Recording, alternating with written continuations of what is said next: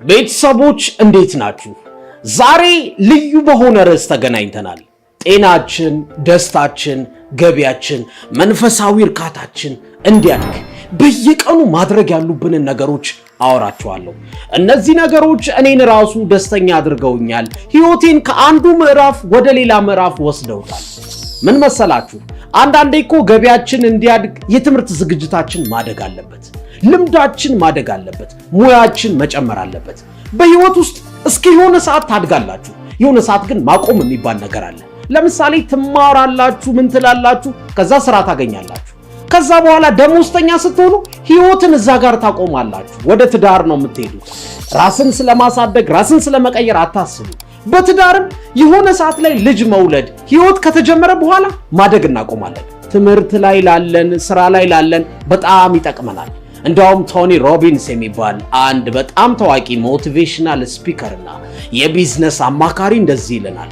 አንድ ሰው በህይወቱ በጣም ስኬታማ መሆን ከፈለገ፣ በሁሉም አቅጣጫ ስኬታማ መሆን ከፈለገ ካኒ የሚባል ስትራቴጂ መከተል አለበት ይለናል።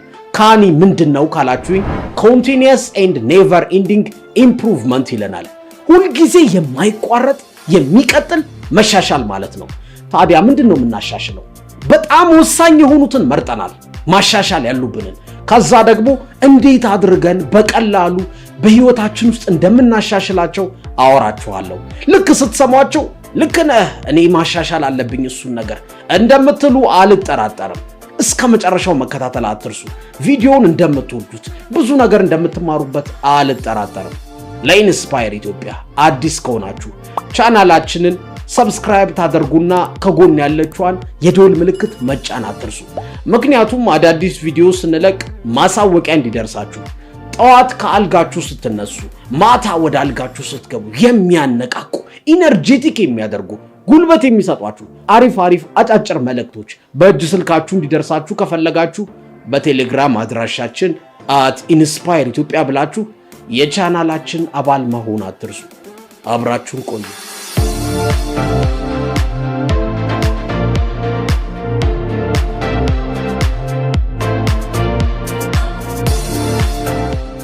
የመጀመሪያው ማሳደግ ያለብን ነገር በራስ መተማመናችን ነው።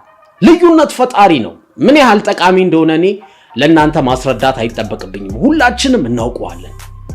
ግን እንዴት እናሳድግ ነው ጥያቄው። በጣም ቀላል መፍትሄ ልንገራችሁ። በቀን ውስጥ አደርገዋለሁ ያልነው ለራሳችን ቃል የገባነው ነገር ማድረግ። ለምሳሌ ሰኞ ዕለት እንዲህ አደርጋለሁ፣ ጠዋት እነሳለሁ፣ ስፖርት እሰራለሁ፣ አነባለሁ ካልን ያልነውን ሁሉ ማድረግ፣ ትንሹንም ትልቁንም ግዴታችንን መወጣት። ያ ሰልፍ ወርዛችንን ይጨምረዋል፣ ለራሳችን የምንሰጠውን ቦታ ይጨምረዋል። በቃ ሰኞን ሳንጨርስ ማክሰኞን መጀመር የለብንም። አይታችሁ ከሆነ አንዳንድ ጊዜ ውሸታም ሰዎች፣ የሚክዱ ሌባ ሰዎች ፊት ለፊት ስታያቸው ኮስተር ብላችሁ ካፈጠጣችሁባቸው አወቀብኝ መሰለኝ ምናምን ብለው አይናቸውን ሰበር ያደርጋሉ፣ ይፈሯችኋል። ለምን? ይዋሻሉ፣ የሆነ ተንኮል ሰርተዋል። እኛም ለራሳችን የገባነውን ቃል ኪዳን እንዲህ አደርጋለሁ ብለን ካላደረግን ማፈር እንጀምራለን። በራስ መተማመናችን ዝቅ ይላል። አይ እኔ እኮ አረባም፣ ጠዋት እነሳለሁ ብዬ ነበር አልተነሳሁም፣ ምን አነባለሁ ብዬ ነበር አላነበብኩም፣ ሰነፍ እኮ ነኝ እንላለን። አያችሁ፣ የራሳችን ቦታ ዝቅ ይላል። በራስ መተማመን በዚህ ምክንያት ነው ዝቅ የሚለው። ስለዚህ በየቀኑ ማሳደግ ከፈለግን በቀላሉ ቃል የገባናትን እያንዳንዷን ነገር ማድረግ። ጠዋት መነሳት ካለብህ ተነስ፣ ማንበብ ካለብህ አንብብ፣ ገንዘቡን ማስቀመጥ ካለብህ አስቀምጥ፣ ግዴታህን ተውጣ። ወደ ቀጣዩ እንላለን። ሁለተኛው ምን መሰላችሁ? ጥልቅ መሻታችንን ማሳደግ አለብን። በጣም የሚገርመኝ ሐሳብ ነው። አንዳንዴ አይታችሁ ከሆነ በህይወታችን ውስጥ ነገሮች ተደጋጋሚ ይሆኑና ስልችት ይለናል፣ ወይ ህይወት ትርጉም ያጣብናል። ለምንድን ነው የምኖረው? ለምንድን ነው የምሰራው? ለምንድን ነው የምማረው እንላለን። በቃ የሆነ ቀን ከመሬት ተነስተን ድብር የሚለንቀናል። አያችሁ፣ በየቀኑ ጥልቅ መሻታችንን በጣም አጥብቀን የምንፈልገውን ነገር እያሳደግነው ሁሌ እያሰብነው ካልሄድን ህይወት ባዶ ትሆንብናለች፣ ትርጉም አልባ ትሆንብናለች። ግን ጥልቅ መሻታችንን ስናውቀው፣ በጣም የምንፈልገውን ህልማችንን ስናውቀው ሁልጊዜ ህይወት ታጓጓናለች። ጠንካራ ሰው እንሆናለን። በዘፈቀደ አንኖርም። ማንም በህይወታችን ገብቶ አይነዳንም፣ ዓላማ አለና ጥልቅ መሻት ፍላጎት አለን። ስለዚህ ሁልጊዜ ጥልቅ መሻታችን ማደግ አለበት። እንደውም የሚገርማችሁ ቤንጃሚን ዲዝራኤሊ የሚባል የአሜሪካ ፕሬዝዳንት nothing can resist a human will ይለናል።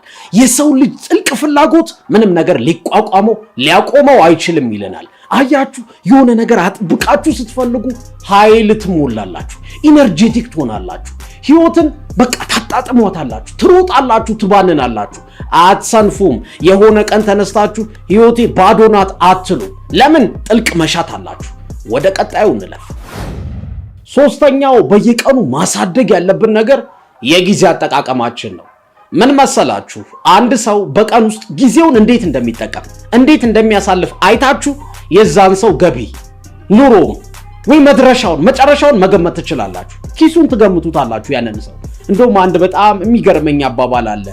ለምንድነው ቴሌቪዥን ላይ በጣም ውድ የሚባሉ መኪኖች ማስታወቂያ የማይሰራላቸው? እነ ቡጋቲ፣ እነ ፌራሪ፣ ሌሎቹም ለምንድነው ማስታወቂያ የማይሰራላቸው ሲባል የድርጅቶቹ መስራቾች ምን አሉ መሰላችሁ? እንዴ እነዛን መኪኖች እኮ ቴሌቪዥን የሚያይ ሰው አይገዛቸውም። ሲጀምር የኛ ደንበኞች ቴሌቪዥን ቁጭ ብለው የሚያዩ አይደሉም አሉ። ምን ማለት ነው? ሚሊዮነሮች፣ ቢሊዮነሮች ጊዜ ተርፏቸው ቴሌቪዥን አያዩም ማለት ነው። ታዲያ አንተስ ጊዜህን የሚሻማው ምንድነው? ቴሌቪዥን ነው? ፊልም ነው? ሶሻል ሚዲያ ነው? ስልክ ነው? ምንድነው? አያችሁ፣ የሆነ የጎተተን ያለ ነገር አለ። ስለዚህ በአንድ ጊዜ እርግፍ አድርገን ባንተ እንኳን መቀነስ አለብን። በየቀኑ እያሻሻልን በቃ ለራሳችን ጊዜ መስጠት አለብን። ለቤተሰባችን፣ ነገ ለሚያሳድገን፣ ለሚጠቅመን፣ ህይወታችንን ለሚቀይር ነገር ጊዜ መስጠት አለብን። ከሚያባክነን እየቀነስን።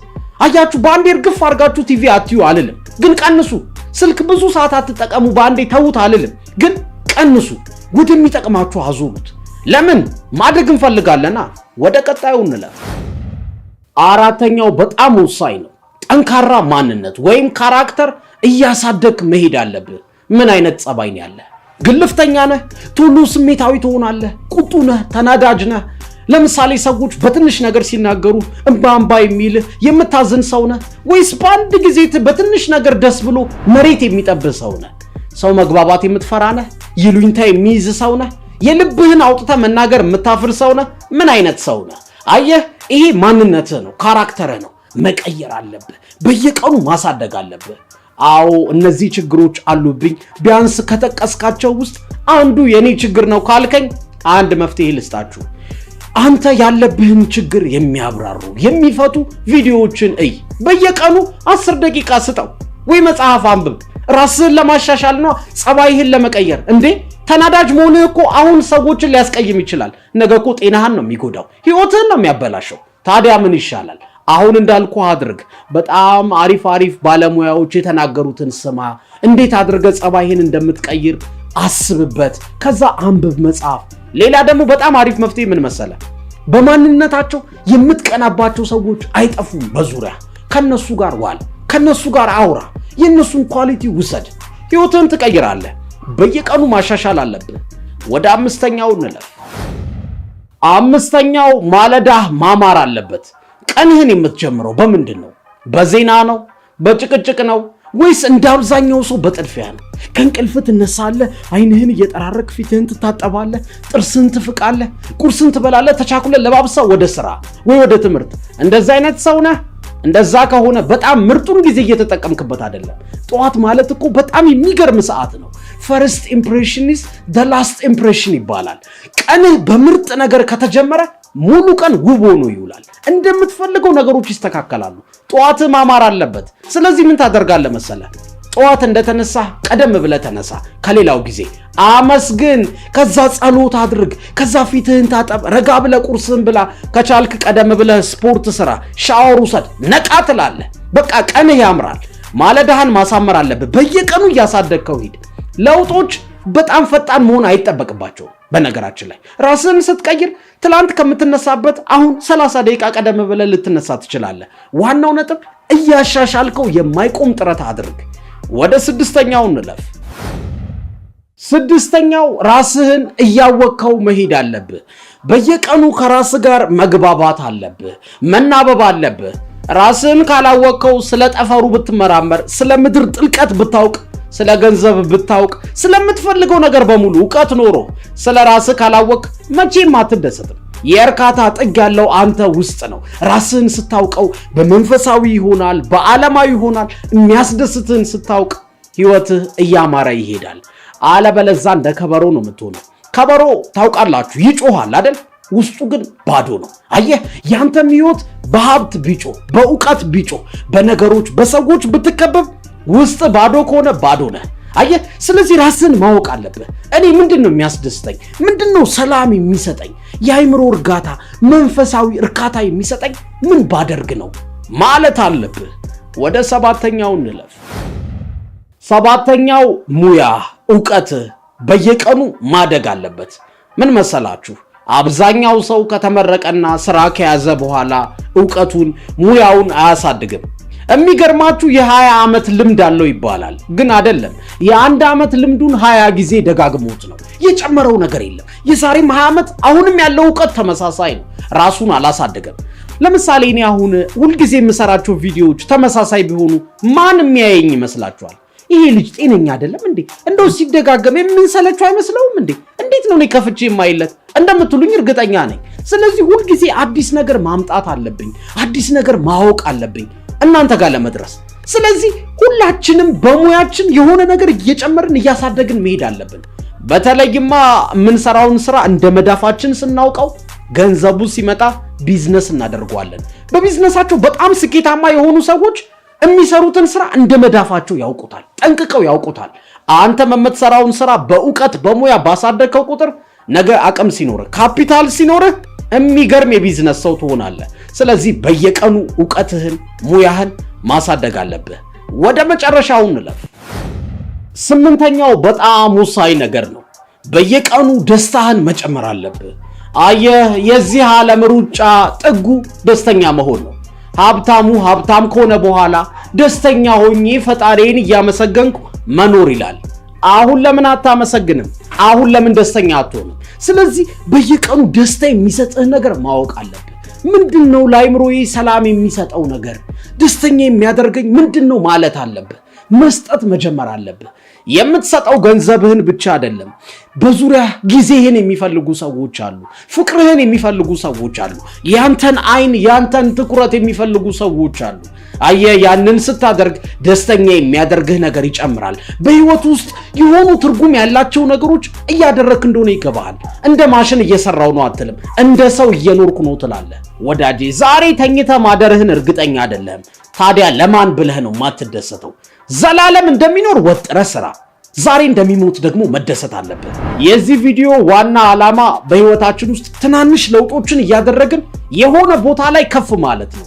እርግጠኛ ነኝ አሁን ያወራኋችሁን ነገሮች ወደ ህይወታችን ስንተገብረው ከፍታው ላይ እንገናኛለን፣ አልጠራጠርም። ግን የትኛውን ወደዳችሁት? ከ8 ውስጥ የትኛው ይበልጥ ተመቻችሁ? ልክ ነህ፣ ይሄንን ማሳደግ አለብኝ፣ በህይወቴ ውስጥ መጨመር አለብኝ ያላችሁት የትኛውን ስትሰሙ ነው? ከ8 ውስጥ ኮመንት አድርጉልኝ፣ አነበዋለሁ። እስከ መጨረሻው ስለተከታተላችሁ በጣም አድርጌ አመሰግናለሁ።